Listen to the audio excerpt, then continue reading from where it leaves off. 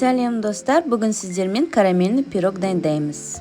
Ең алдымен ыдысымызға бөлме температурасындағы сары майымызды саламыз. Содан соң қантымызды саламыз. Бәрін біркелкі етіп, шанышқының көмегімен араластырып аламыз. Енді жұмыртқамызды салып, тағы да араластырып аламыз. Енді ұнымызға қопсатқышты қосып, араластырып, жұмсақ қылып қамыр илейміз.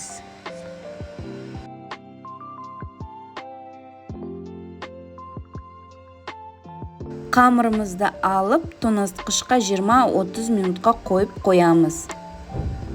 Енді салмасын дайындаймыз. Ол үшін қаймаққа вареная сгущенкамызды саламыз. Содан соң 3 жұмыртқамызды саламыз. Бірінші венчиктің көмегімен араластырып, содан соң миксердің көмегімен араластырамыз.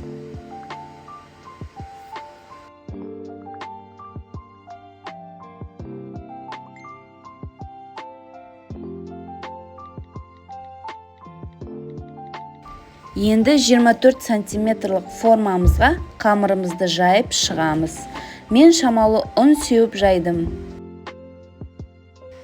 Қамырымыз біркелкі жайылу үшін стакан немесе кружканы қолдануға болады. Енді салмамызды құйып, 180 градуста қызып тұрған пешке шамамен 30-40 минутта пісіріп аламыз.